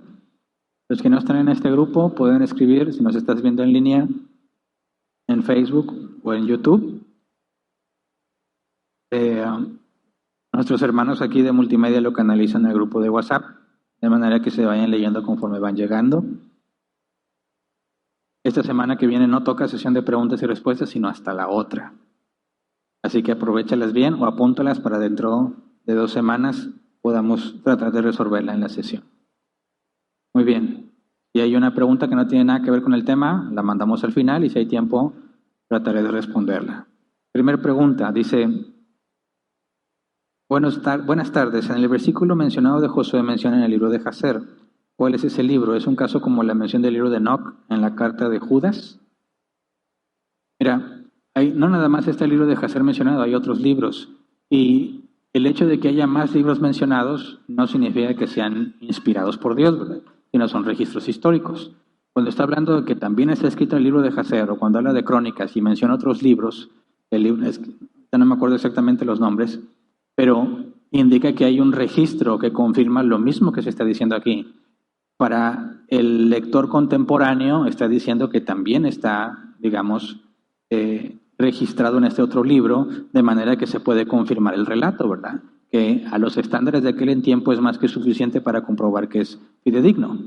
De hecho, con la opinión de 2 o el apoyo de 2 o más testigos, hasta una persona podía perder la vida, ¿verdad? Si era declarada culpable. Con los estándares de aquel entonces, poder citar alguna otra fuente confiable era más que suficiente para probar que lo que se está registrando es verídico. Pero no es necesario que pensemos que ahí hay más información que no tenemos en la Biblia y que sea útil, porque eso implicaría que a Dios se le escapó algo, ¿verdad? No dudamos que haya muchos libros y de otros tipos y libros que quizás nunca vamos a encontrar o que más adelante encontremos. Quizás encontremos la verdadera primera de Corintios, porque la que tenemos es la segunda. Y quizás encontremos la tercera, porque la que le llamamos segunda es la cuarta. Quizás más adelante y se analizará y todo, pero si no, como quiera Dios consideró que lo que tenemos es suficiente. Siguiente, Emanuel Arriaga. ¿Es físicamente posible que Adán le haya dado nombre a todos los animales existentes en un solo día? Qué buena pregunta y qué bueno que la haces. Mira, si tú te pones a analizar la naturaleza, puedes ver que por medio de la adaptación tenemos muchas variantes de animales, ¿verdad? Si alguien pregunta, ¿había pingüinos en el arca de Noé? ¿Cuál sería tu respuesta? Porque si te fijas, casi todos los libros de niños ponen a los pingüinos en el arca de Noé. La primera pregunta es, ¿cómo sobreviviría el pingüino en un ambiente que no es el suyo, verdad? ¿Qué se requiere para que un pingüino sobreviva en un zoológico? Todo el sistema de enfriamiento que tiene que haber para que sobreviva. Entonces, ¿existían los polos cuando se hizo el diluvio o los polos son después del diluvio? Si analizas la evidencia, ¿de dónde salió todo el hielo de los polos y a dónde se fue todo el agua del diluvio? ¿Cuál es el cambio climático al momento en que inundas toda la faz de la Tierra? Lo mejor que podemos deducir, porque estamos hablando de ciencia histórica en la que no hay evidencia, ¿verdad? Estamos hablando de ciencia histórica, es que los polos fueron formados a raíz del diluvio. Y entonces no existían los pingüinos como los conocemos. Los pingüinos son adaptaciones de una especie más antigua. ¿Cuántos animales tuvieron que entrar en el arca entonces? Por supuesto que no la gran cantidad de hoy en día. Tendrían que ser muchos menos, porque hoy hablamos cuántas razas de perros diferentes hay. Cientos y cientos, pero al principio ¿cuántas habría? Probablemente solo una. El tipo original, del cual fueron adaptándose todas las especies de perro que conocemos. Entonces, nos ayuda a suponer que estamos simplemente deduciendo, bueno, sería induciendo, ¿verdad? Que los tipos originales serían mucho más reducidos a los que tenemos hoy en día. De manera que todos los felinos y las variantes que conocemos quizás provienen de un solo tipo de felino. Incluso los gatos domésticos, los gatos salvajes, los grandes felinos provendrían de uno solo con los atributos necesarios para la adaptación de todos ellos. Entendemos que hay aves que no pueden volar, que las aves que fueron creadas primero todas volaban, entonces se fueron adaptando a distintos ambientes. Así que si te pones a pensar cómo le hizo Adán para nombrar a todos los animales que hoy conocemos y los que están extintos, es una pregunta equivocada. Tendríamos que deducir, si Adán terminó relativamente rápido, por consecuencia los tipos originales, porque cada uno se reproducía según su tipo, los tipos originales serían mucho más reducidos. Siguiente, Irving.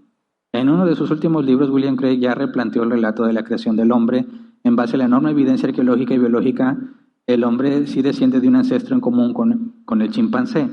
Tanto la creación del hombre como el diluvio de Noé ahora son tomados como mitos teológicos con propósitos espirituales.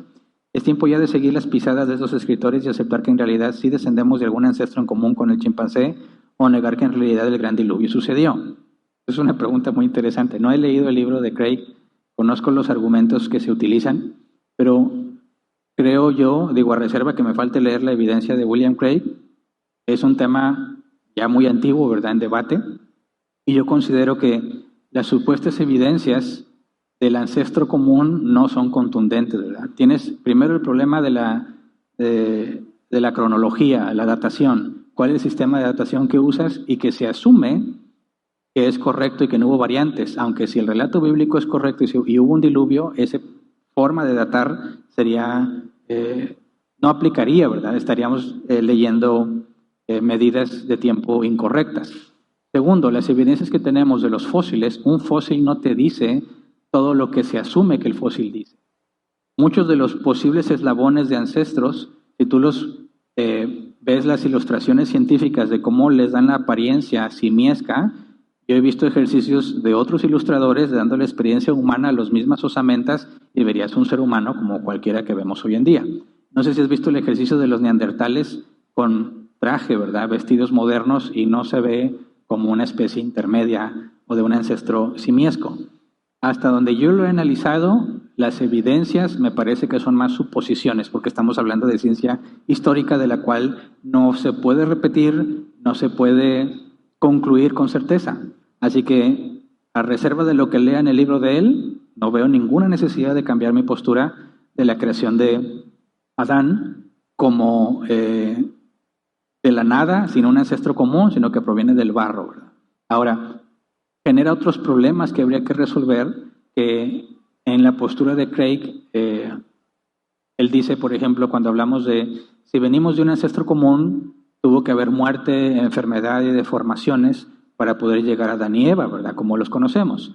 Y según Craig, porque no he leído su libro, pero ya ha dado declaraciones, él considera que a cierta especie de primate le dio la imagen de Dios. No del barro, sino que le dio la imagen de Dios y lo hizo racional en algún momento de la evolución. Pero la muerte que había antes de ellos no se consideraría del género humano. Pero la muerte, según la Escritura, según Pablo, según Jesús, de Adán y Eva, viene por el pecado de Adán y Eva.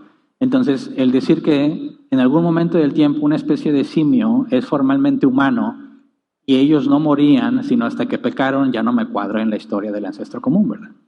Pero bueno, esa es mi postura. Yo sé que Craig tiene mucha influencia y que probablemente los cristianos van a estar dispuestos a cambiarla.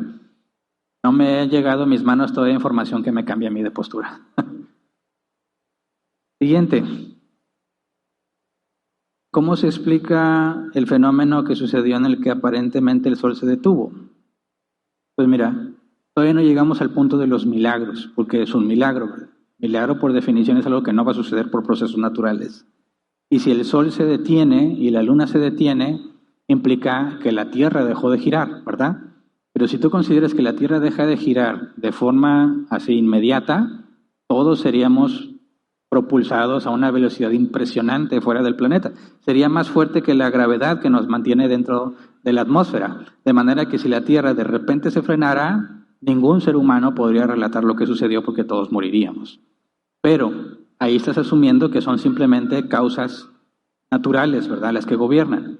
Pero sí, el cristiano tiene que decir, a ver, no puede ser que la Tierra de repente deje de rotar porque nadie quedaría para contarlo. Pero también si vemos los medios naturales, es imposible que Jesús resucite. Es imposible que Adán y Eva fueran creados. Es imposible que el mundo venga ex nihilo, de la nada. Así que el razonamiento del cristiano no puede basarse en que no hay un Dios y cómo lo explica sin Dios, sino que nuestro razonamiento debe ser, dado que hay un Dios y tiene poder para hacerlo, ¿cuál es el impedimento para que haga algo de ese tipo? Ninguno, porque si Dios dice, oh, yo quiero que se detenga la Tierra, pero todos van a salir disparados, ¿cómo le hago? Bueno, es lo mismo que pensar cómo va a ser que Jesús nazca de una virgen o que el universo venga de la nada. No es un problema, y eso es de lo que se nos acusa a los cristianos. Pues qué chiste, Con tu Dios todo lo puede. Por eso todo lo explicas. Pues precisamente, ¿verdad? Porque si hay un Dios, el primer causa no causada, todopoderosa, omnisciente, omnipresente, eterno, no hay nada que sea imposible para él. Ahora, ¿realmente se detuvo la tierra o fue aparente lo que sucedió con el sol? Pues no lo sabemos. El punto es que de entre los milagros que están en la Biblia, este es de los más pequeños, ¿verdad? Y si tenemos evidencia de los más grandes, por ejemplo, que el que vamos a analizar poco más adelante, la resurrección, si Jesús es quien dijo ser y lo probó resucitando, esto no es ningún problema, ¿verdad? Entonces va a depender de mucho de cómo lo razonas. Siguiente, Sergio Navarro. Buenas tardes, pastor. A pesar del conocimiento que podemos obtener gracias a las enseñanzas que has impartido desde hace algunas semanas, la pregunta es cómo relacionamos todo esto con Cristo, que de alguna manera dicho no se ha mencionado en varias semanas y tomando en cuenta que decimos ser cristianos bíblicos. Bueno, no sé si estás consciente del porqué de los temas. Dijimos que es un mandato bíblico dar razón de la esperanza que tenemos, ¿verdad? Y cuando nosotros estamos dando esas explicaciones, siempre dejen claro, es la manera en que glorificamos a Cristo. Conforme nosotros demos una explicación de quién es, de por qué creemos en Dios y de por qué explicamos las cosas desde una perspectiva bíblica, estamos hablando de Cristo aunque no mencione el nombre de Cristo. Y hay que tener mucho cuidado con esto, Sergio, porque estás cayendo en el extremo de que si literalmente no se menciona a Cristo no estamos hablando de Él. Porque precisamente estamos glorificando a Dios en todo lo que hacemos. Estamos glorificando a Dios por medio de saber explicar cómo es que no hay conflicto entre la ciencia y la fe.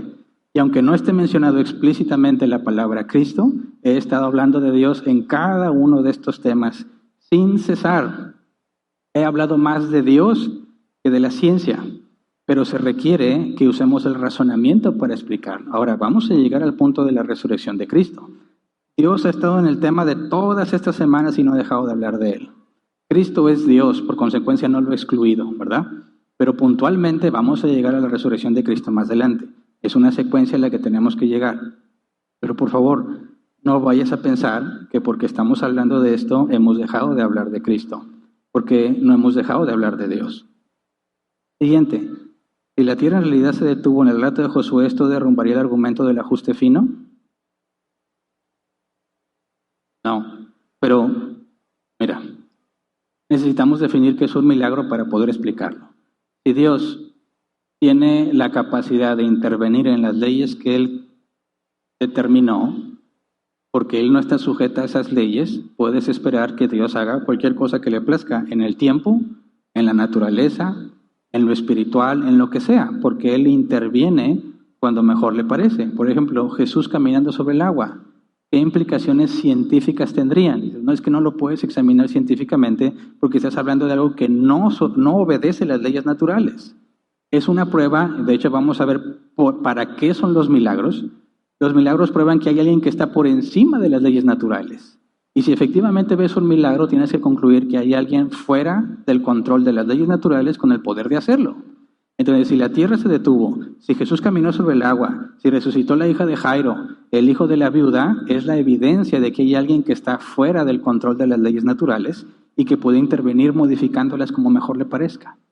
Así que tratar de explicar un argumento científicamente hablando no tiene sentido porque el milagro no se apega a las leyes naturales.